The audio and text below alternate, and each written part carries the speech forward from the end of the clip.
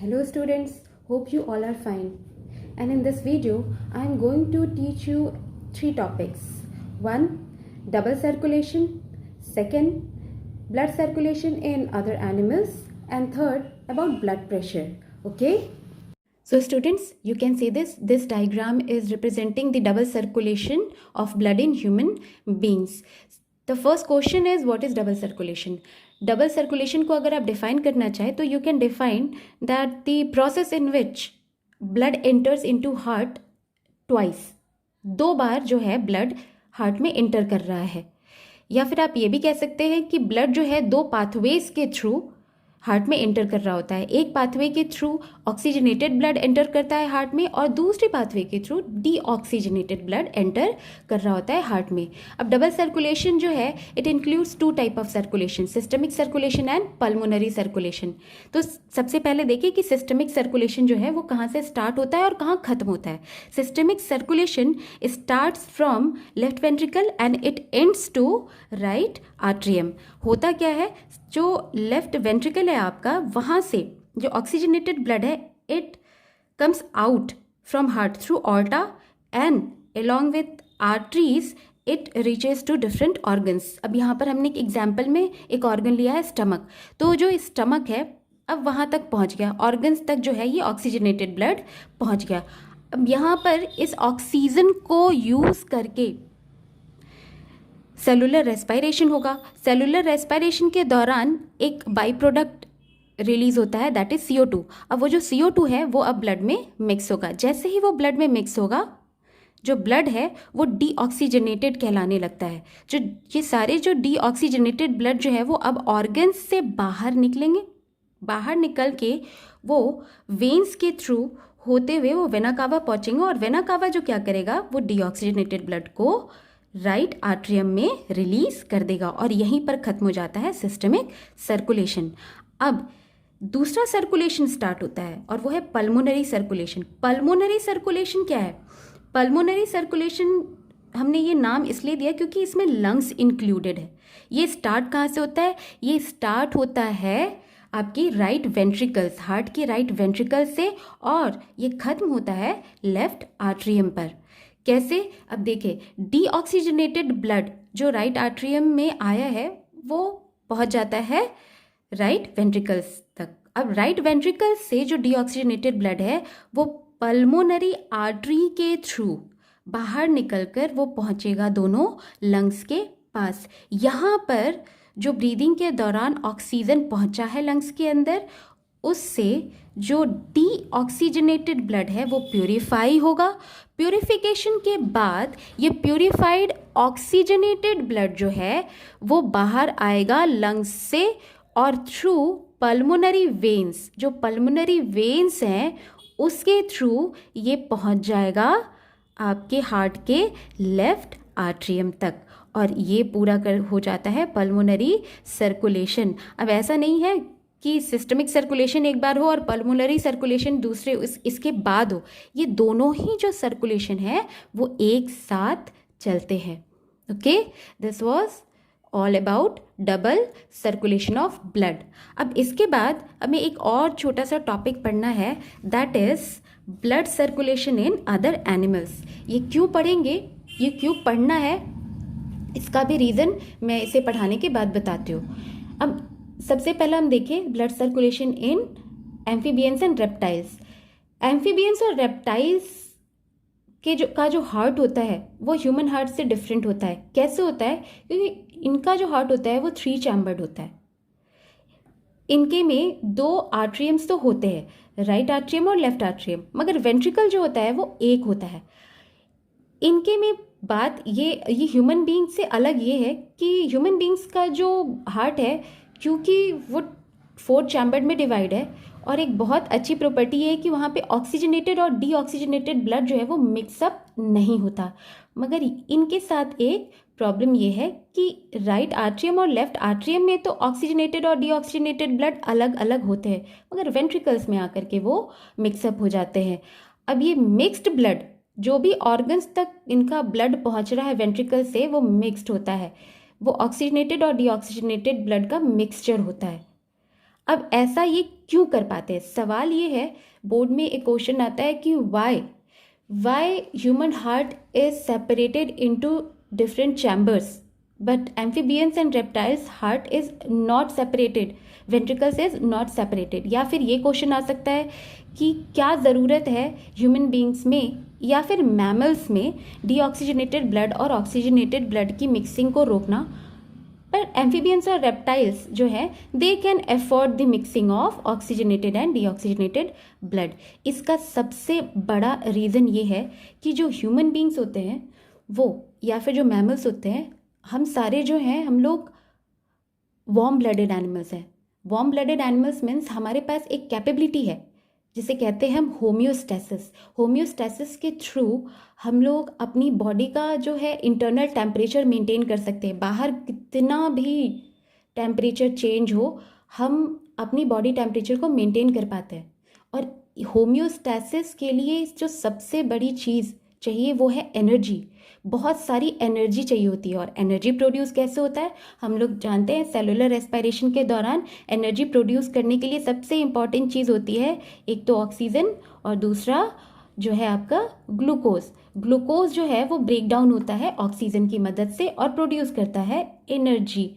तो ऑक्सीजन, अगर ब्लड जो है उसमें ऑक्सीजन पूरी मात्रा में, सही मात्रा में ना हो तो एनर्जी जितनी चाहिए होम्योस्टैसिस के लिए वो प्रोड्यूस नहीं होगी। और अगर हमारा ब्लड मिक्स हो जाए ऑक्सीजनेटेड और डीऑक्सीजनेटेड तो प्रॉपर ऑक्सीजन नहीं मिलेगा एनर्जी प्रोडक्शन के लिए।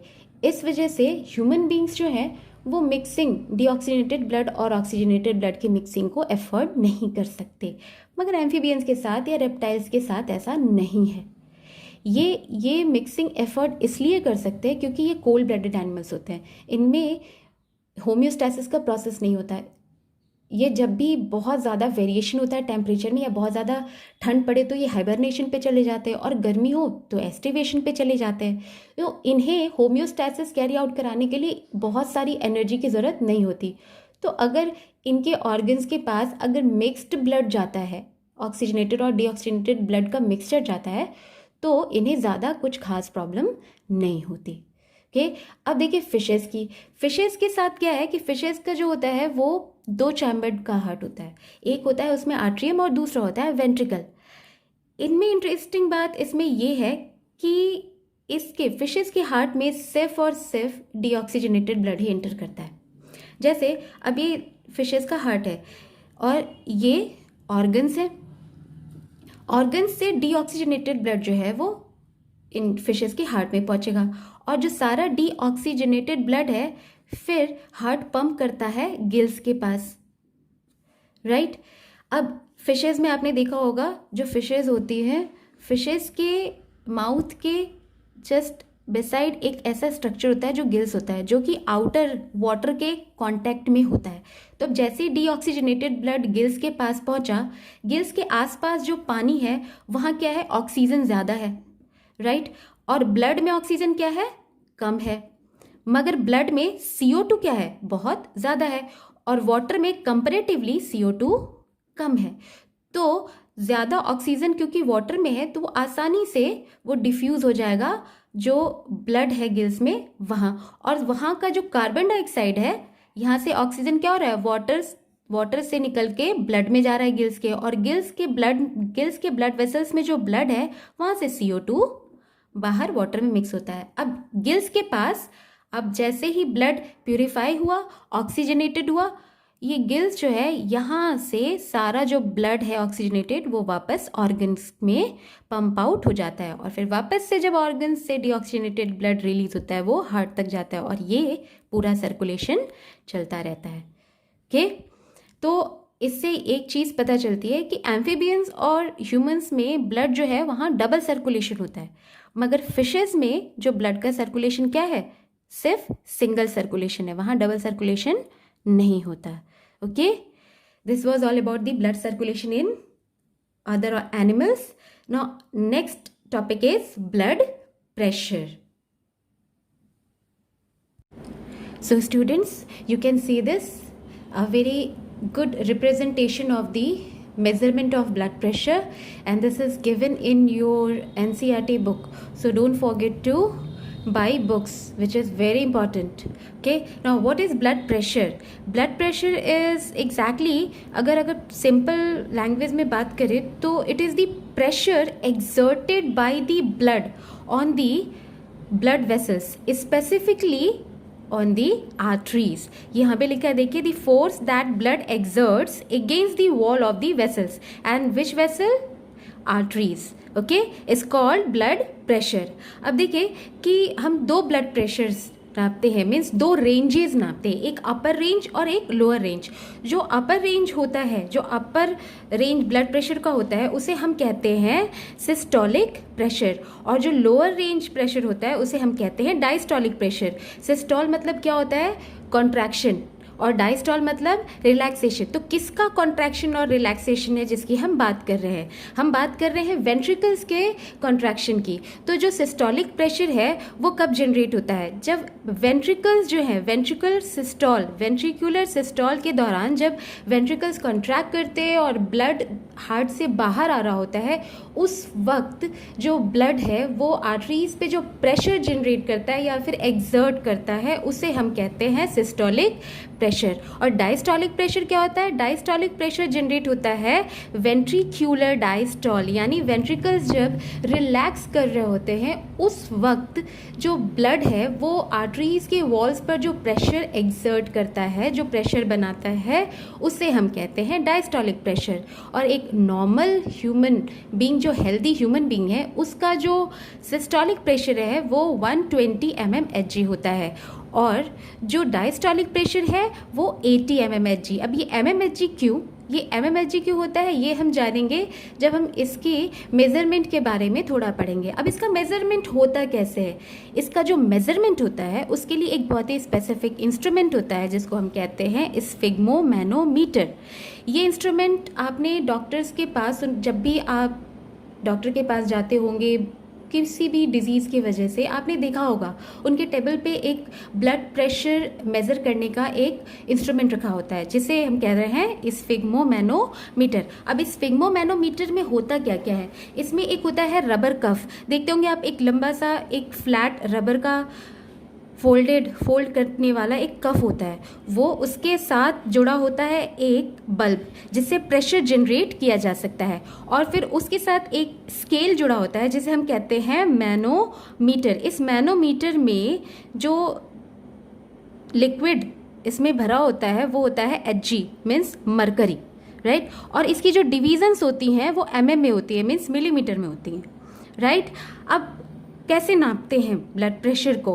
ब्लड प्रेशर को मेज़र करने के लिए पहले तो ये जो रबर कफ है वो अपर आर्म जो है उस पर बाइंड करेंगे, फिर टाइटली बाइंड करने के बाद इस बल्ब से उसमें प्रेशर जनरेट करेंगे. तब तक प्रेशर जनरेट करेंगे जब तक ये जो मर्क्यूरी है Hg 180 mmHg तक ना पहुंच जाए, 180 mm तक ना पहुंच जाए.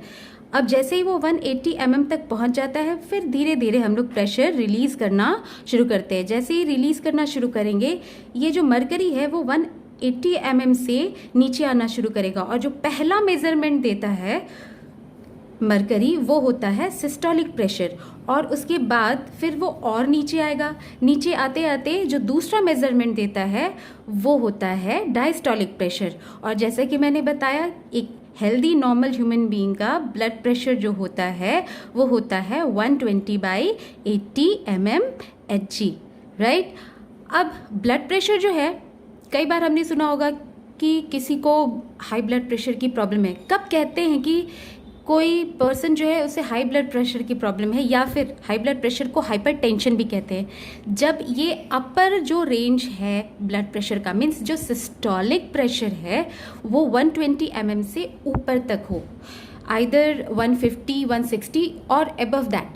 अगर इस रेंज तक पहुंच जाए तो हम कहते हैं कि that person is suffering from the hypertension और हाई ब्लड प्रेशर. ये क्यों होता है? ये जनरली होता है due to the constriction of arteriole, या फिर आप सिंपली कह सकते हैं जो आर्ट्रियोल्स में, जो आर्टरीज में जो फ्लेक्सिबिलिटी होती है वो कम हो जाती है। अब फ्लेक्सिबिलिटी कम कैसे होती है?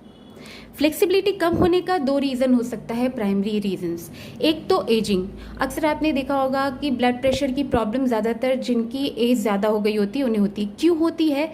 वो इसलिए होती है, सबसे पहली प्रॉब्लम जो नॉर्मली ऐसा होता है कि जैसे जैसे एजिंग होती है, जैसे जैसे एज बढ़ती है, वैसे वैसे जो आर्ट्रियोल्स या जो ब्लड वेसल्स, आर्टरीज जो है, उनकी जो फ्लेक्सिबिलिटी है वो कम हो जाती है अपने आप। और जैसे ही फ्लेक्सिबिलिटी कम होती है तो जो ब्लड प्रेशर जनरेट कर रहा होता है आर्टरीज के अंदर, जो पहले आर्टरीज आसानी से थोड़ा एक्सपेंड कर जा रहे थे क्योंकि उसमें फ्लेक्सिबिलिटी थी, तो वो नॉर्मल ब्लड प्रेशर मेंटेन कर पा रहे थे।